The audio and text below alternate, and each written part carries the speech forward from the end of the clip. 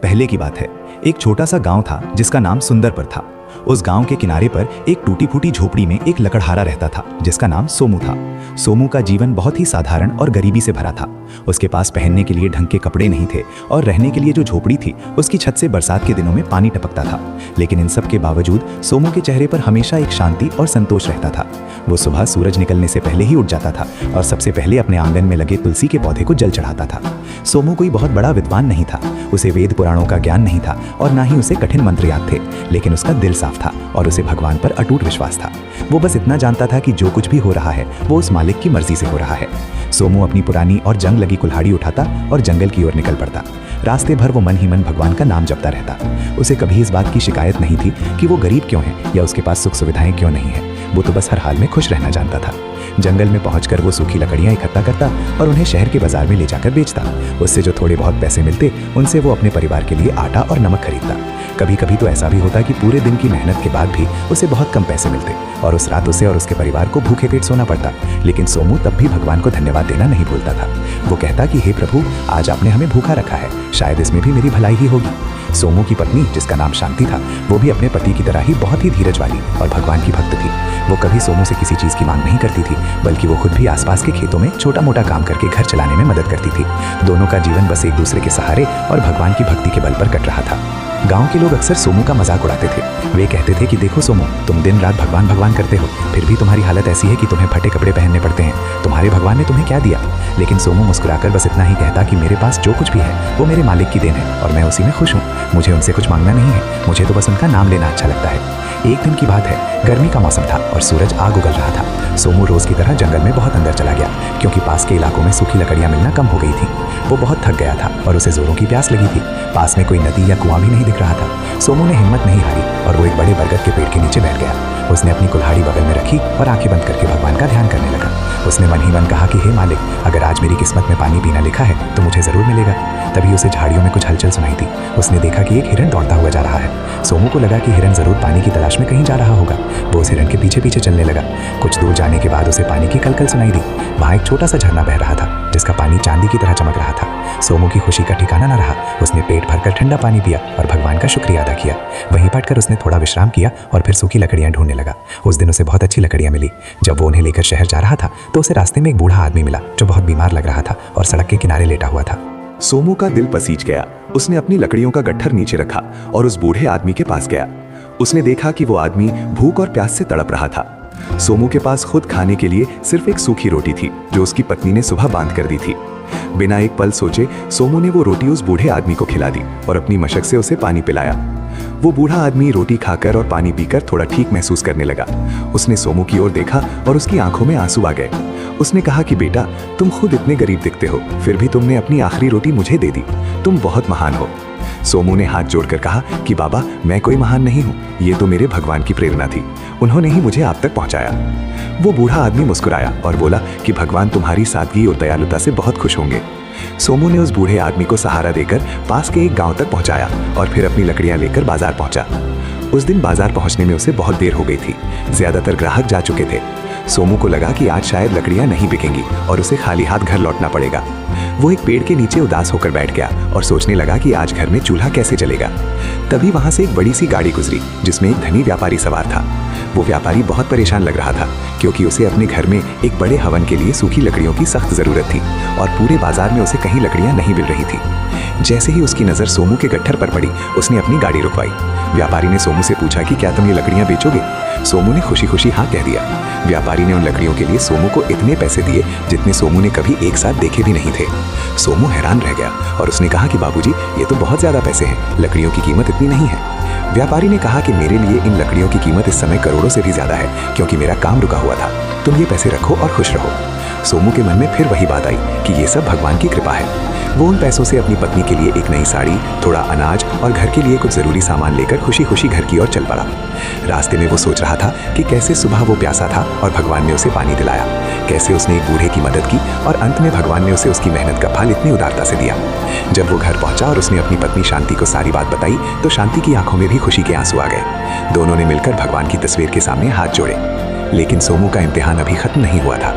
उसी रात गांव में एक बड़ी मुसीबत आ गई। अचानक बहुत तेज आंधी और तूफान चल चलने लगा। सोमू की कच्ची झोपड़ी उस तूफान को झेलने के काबिल नहीं थी।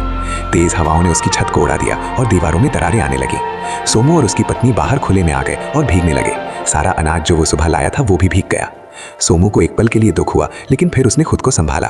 उसने अपनी पत्नी से कहा कि घबराओ मत, भगवान हमें इस मुसीबत से भी बाहर निकाल लेंगे। वे दोनों एक पेड़ की ओट में खड़े होकर पूरी रात प्रार्थना करते रहे। सुबह जब तूफान थमा तो सोमू ने देखा कि उसकी झोपड़ी पूरी तरह बर्बाद हो चुकी थी।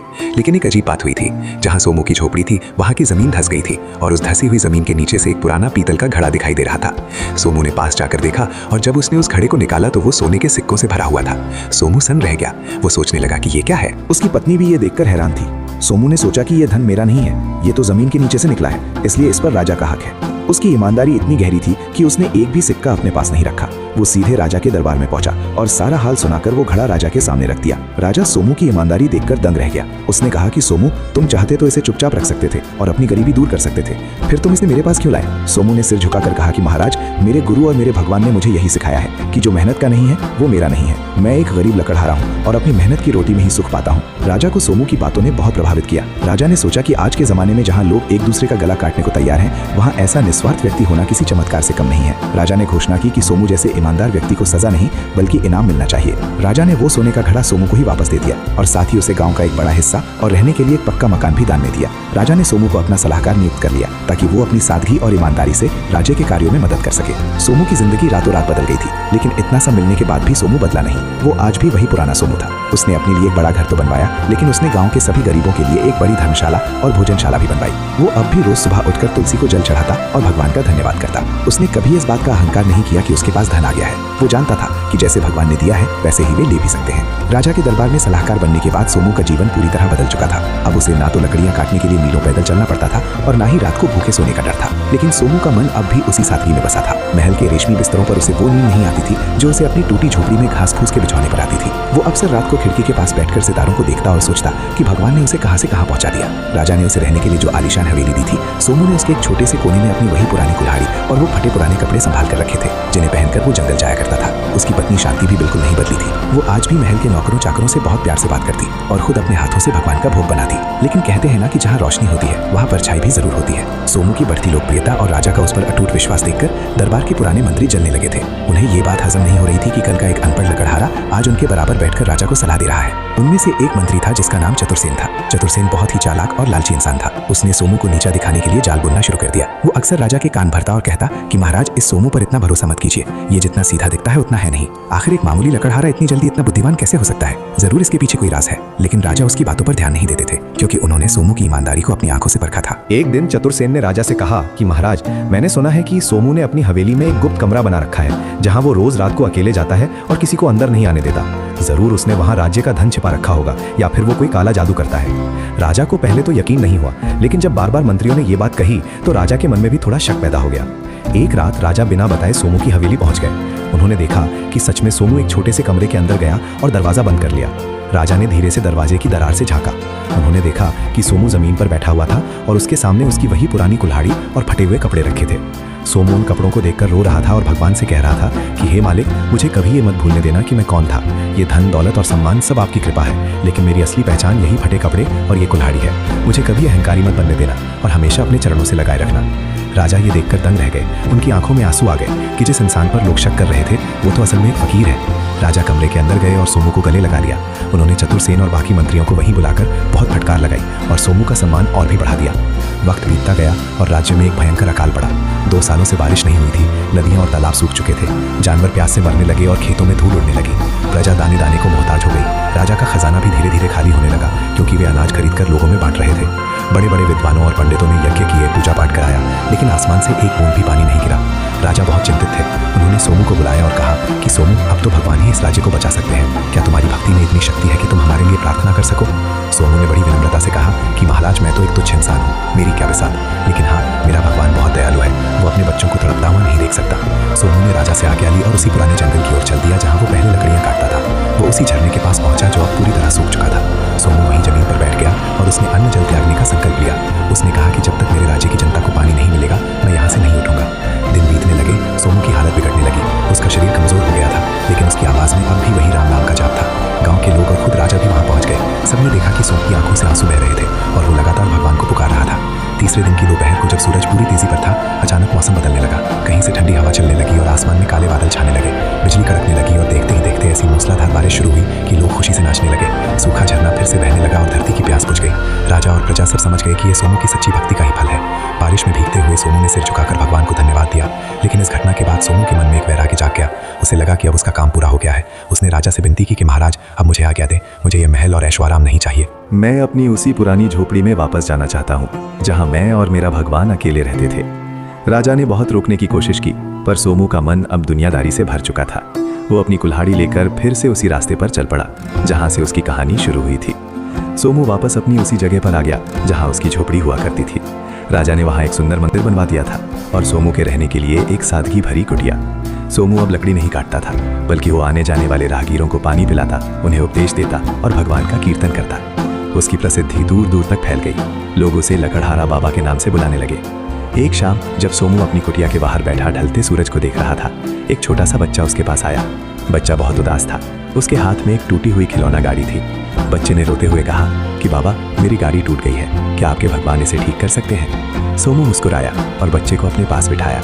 उसने कहा कि बेटा, भगवान गाड़ी ठीक करें या ना करें, वो दिल के घाव जरूर भर देते हैं, लेकिन अगर तुम सच्चे मन से कहोगे तो वो तुम्हारी पुकार जरूर सुनेंगे। सोमू ने उस बच्चे के साथ मिलकर हाथ जोड़े और बस एक पल के लिए आंखें बंद की।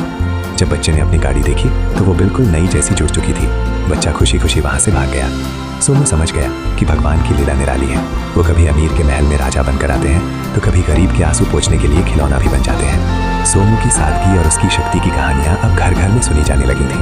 लेकिन सोमू का ध्यान अब केवल एक ही लक्ष्य पर था, उस परमेश्वर से मिलन। उसने अपने जीवन में बहुत उतार चढ़ाव देखे थे। गरीबी की वो मार भी देखी जब पेट में भूख की आग जलती थी, और अमीरी की वो चकाचौंध भी देखी जहाँ इंसान अक्सर खुद को भूल जाता है। पर सोमू ने कभी अपनी जड़ें नहीं छोड़ी। एक रात की बात है, आसमान में पूर्णिमा का चांद चमक रहा था। सोमू अपनी कुटिया में ध्यान लगाए बैठा था। उसे अचानक अपने कमरे में दिव्य रोशनी महसूस हुई। उसने आंखें खोली तो देखा कि उसके सामने एक साधारण सा वृद्ध व्यक्ति खड़ा था, जिसकी आंखों में पूरे ब्रह्मांड की चमक थी। सोमू को पहचानते देर न लगी कि ये वही बूढ़ा आदमी है जिसे उसने सालों पहले अपनी आखिरी रोटी खिलाई थी। उस वृद्ध ने सोमू के सिर पर हाथ रखा और कहा कि सोमू, तूने कभी मुझसे कुछ नहीं मांगा, बस मेरा नाम लिया। आज मैं तुझे वो देने आया हूँ जो बड़े बड़े तपस्वियों को भी नसीब नहीं होता। उस दिव्य पुरुष को अपने सामने देखकर सोमू की आंखों से अविरल आंसू बहने लगे। उसने कांपते हुए हाथों से उस वृद्ध के पैर छुए और अपना सिर उनके चरणों में रख दिए। उस वृद्ध ने सोमू को उठाकर गले से लगा लिया और बोले कि सोमू, उस दिन जंगल में जब तूने खुद भूखा रहकर मुझे अपनी आखिरी रोटी खिलाई थी, असल में उसी दिन तूने मुझे जीत लिया था। लोग मुझे पाने के लिए सालों तक तपस्या करते हैं, कंदराओं में बैठते हैं, लेकिन मैं तो बस उस इंसान के पास रहता हूँ जिसके दिल में दया और दूसरों के लिए दर्द होता है। सोमू ने रुंधे हुए गले से कहा कि प्रभु, मैं तो बहुत छोटा और अज्ञानी हूँ। मुझे नहीं पता था कि वो रोटी मैं आपको खिला रहा हूँ। मैंने तो बस एक इंसान को तड़पते देखा और मुझसे रहा नहीं गया। भगवान मुस्कुराए और बोले कि यही तो तुम्हारी महानता है सोमू, तुमने बदले में कुछ पाने की इच्छा नहीं रखी। अब बता तुझे क्या चाहिए? मैं तुझे स्वर्ग का सुख दे सकता हूँ, तुझे अमर कर सकता हूँ, या तुझे इस पूरी दुनिया का सबसे शक्तिशाली राजा बना सकता हूँ। सोमू ने हाथ जोड़कर बहुत ही सादगी से कहा कि प्रभु, मुझे राजा नहीं बनना और ना ही मुझे स्वर्ग चाहिए। अगर आप सच में मुझ पर प्रसन्न हैं तो बस मुझे ये आशीर्वाद दे कि इस दुनिया में कोई भी इंसान कभी भूखा ना सोए। मुझे वो ताकत दे कि मैं मरते दम तक दूसरों के काम आ सकूं और मेरे मन में कभी भी मैं का अहंकार ना आए। भगवान सोमू की ये निस्वार्थ इच्छा सुनकर गदगद हो गए। उन्होंने सोमू को एक छोटा सा मिट्टी का पात्र यानी एक कटोरा दिया और कहा कि सोमू, ये कोई साधारण कटोरा नहीं है। इससे तुम जितने भी भूखे लोगों को खाना खिलाओगे ये कभी खाली नहीं होगा। जब तक तुम्हारे मन में दया रहेगी ये पात्र अनाज से भरा रहेगा, लेकिन जिस दिन तुम्हारे अंदर थोड़ा सा भी लालच या घमंड आया ये पत्थर बन जाएगा। इतना कहकर वो दिव्य रोशनी गायब हो गई और सोमू अपनी कुटिया में उस मिट्टी के कटोरे को लेकर अकेला रह गया। अगले दिन से सोमू की कुटिया के बाहर एक नया ही नजारा दिखने लगा। दूर दूर से गरीब, अनाथ और बेसहारा लोग आने लगे। सोमू उस छोटे से कटोरे से सबको भरपेट भोजन कराता, लेकिन ताज्जुब की बात यह थी कि वो कटोरा कभी खाली ही नहीं होता था। लोग इसे भगवान का चमत्कार मानने लगे। धीरे धीरे सोमू का नाम अन्नपूर्णा बाबा पड़ गया, लेकिन सोमू अभी भी वही फटे कपड़े पहनता और खुद बहुत कम खाता। वो दिन भर लोगों की सेवा करता और रात को भगवान के भजन गाता। उसकी इस ख्याति को सुनकर एक दिन पास के नगर से एक बहुत ही अमीर और घमंडी सेठ वहां आया। उस सेठ का नाम था धनपत राय। वो मानता था कि दुनिया में हर चीज पैसे से खरीदी जा सकती है। उसने जब सोमू के चमत्कारी कटोरे के बारे में सुना तो उसके मन में लालच आ गया। वो अपनी पालकी में बैठकर सोमू की कुटिया पर पहुंचा। धनपत राय ने सोमू से कहा कि ये लकड़हारे, मैंने सुना है तेरे पास कोई जादुई कटोरा है, तो इसे लेकर क्या करेगा? तू तो वैसे भी फकीर है, ये कटोरा मुझे बेच दे, मैं तुझे इसके बदले में इतनी धन दौलत दूंगा कि तेरी 7 पीढ़ियां ऐश करेंगी। सोमू ने शांति से जवाब दिया कि सेठ जी, ये कटोरा बेचने के लिए नहीं है और ना ही ये मेरा है। ये तो उस मालिक की अमानत है जो गरीबों का पेट भरने के लिए दी गई है। धनपत राय को गुस्सा आ गया। उसने सोचा कि एक मामूली लकड़हारा उसे मना कर रहा है। उसने अपने गुंडों से कहा कि छीन लो इससे ये कटोरा। जैसे ही उन गुंडों ने सोमू की तरफ हाथ बढ़ाया, एक अजीब सी घटना हुई। उन गुंडों के हाथ हवा में ही पत्थर की तरह जाम हो गए। वे ना हिल पा रहे थे और ना ही चिल्ला पा रहे थे। धनपत राय ये देखकर बुरी तरह डर गया। वो सोमू के पैरों में गिर पड़ा और माफी मांगने लगा। सोमू का दिल तो मोम की तरह था। उसने भगवान से प्रार्थना की और उन लोगों के हाथ फिर से ठीक हो गए। धनपत राय की आंखें खुल गईं। उसने अपनी सारी धन दौलत गरीबों में बांटने का फैसला किया और सोमू का शिष्य बन गया। समय का चक्र चलता रहा और सोमू अब काफी वृद्ध हो चुका था। उसके बाल सफेद हो गए थे और शरीर में पहले जैसी ताकत नहीं रही थी, लेकिन उसकी आवाज में अब भी वही मिठास थी। एक दिन गांव में एक ऐसी बीमारी फैली जिसने बहुत से लोगों को अपनी चपेट में ले लिया। वैद्य और डॉक्टर भी उसका इलाज नहीं ढूंढ पा रहे थे। लोग मर रहे थे और हर तरफ चीख पुकार मची थी। सोमू से लोगों का ये दुख देखा नहीं गया। उसने अपने उस जादुई कटोरे को हाथ में लिया और गांव के बीचों बीच खड़ा हो गया। उसने भगवान से प्रार्थना की कि हे प्रभु, मेरे प्राण ले लो, लेकिन मेरे गांव के इन मासूम लोगों को बचा लो, वो बचा लो। तभी आसमान से एक ठंडी फुहार गिरने लगी। सोमू ने उस कटोरे में उस पानी को इकट्ठा किया और बीमार लोगों को पिलाना शुरू किया। जो भी उस पानी की एक बूंद पीता, वो तुरंत भला चंगा हो जाता। देखते ही देखते पूरा गांव बीमारी से मुक्त हो गया। लेकिन इस चमत्कार को करने में सोमू की बची खुची शक्ति भी समाप्त हो गई थी। वो बहुत कमजोर हो गया था। उसे समझ आ गया था कि अब उसका इस संसार से विदा लेने का समय आ गया है। उसने गांव के सभी लोगों को बुलाया और कहा कि भाइयों, मैं अब जा रहा हूँ। ये कटोरा अब एक साधारण मिट्टी का बर्तन बन जाएगा, क्योंकि मेरी सेवा का समय पूरा हुआ। याद रखना, असली चमत्कार इस कटोरे में नहीं था, बल्कि उस विश्वास में था जो मैंने भगवान पर रखा था। तुम सब भी अगर एक दूसरे से प्यार करोगे और गरीबों की मदद करोगे तो भगवान हमेशा तुम्हारे साथ रहेंगे। इतना कहकर सोमू ने अपनी आंखें बंद कर ली। कहते हैं कि जैसे ही सोमू के प्राण निकले, उसके शरीर से एक दिव्य ज्योति निकली और आसमान में विलीन हो गई। उस दिन पूरा गांव ही नहीं, बल्कि जंगल के पशु पक्षी भी रो रहे थे। राजा ने स्वयं आकर सोमू का अंतिम संस्कार किया और उसकी कुटिया की जगह पर एक बहुत बड़ा मंदिर बनवाया, जहां आज भी लोग आकर उस महान लकड़हारे की कहानी सुनाते हैं। सोमू मरकर भी अमर हो गया, क्योंकि उसने दुनिया को ये सिखाया कि गरीबी बाहर से हो सकती है, लेकिन दिल से इंसान को हमेशा अमीर होना चाहिए। भक्ति का मतलब सिर्फ मंत्र जपना नहीं, बल्कि दुखियों के आंसू पोंछना है। सोमू के जाने के बाद सुंदरपुर गांव अब पहले जैसा नहीं रहा था। राजा ने सोमू की याद में जो मंदिर बनवाया था, वो धीरे धीरे एक बहुत बड़े तीर्थ स्थल के रूप में प्रसिद्ध हो गया। दूर दराज के इलाकों से लोग वहां दर्शन के लिए आने लगे, लेकिन वे केवल पत्थर की मूर्त देखने नहीं आते थे, बल्कि उस महान भक्त की सादगी और उसकी अटूट श्रद्धा की ऊर्जा को महसूस करने आते थे। गांव में एक नई परंपरा शुरू हुई, जिसे सोमू की रसोई कहा जाने लगा। गांव का हर घर अपने अनाज का एक छोटा सा हिस्सा उस रसोई के लिए दान करता था, ताकि कोई भी मुसाफिर या गरीब उस गांव से भूखा न जाए। राजा ने सोमू के उस मिट्टी के कटोरे को मंदिर के गर्भगृह में बहुत संभाल कर रखा था। हालांकि वो कटोरा अब एक साधारण मिट्टी का पात्र बन चुका था, लेकिन लोगों के लिए वो अब भी साक्षात भगवान की कृपा का प्रतीक था। जैसे जैसे साल बीतते गए, सोमू की कहानी एक लोक कथा बन गई। माएँ अपने बच्चों को सुलाते समय सोमू लकड़हारे की कहानी सुनाती, ताकि उनके बच्चों के मन में दया और ईमानदारी के बीज बोए जा सके। गांव में अब सुख शांति थी। ओम श्री खाटू श्याम देवाय नमः।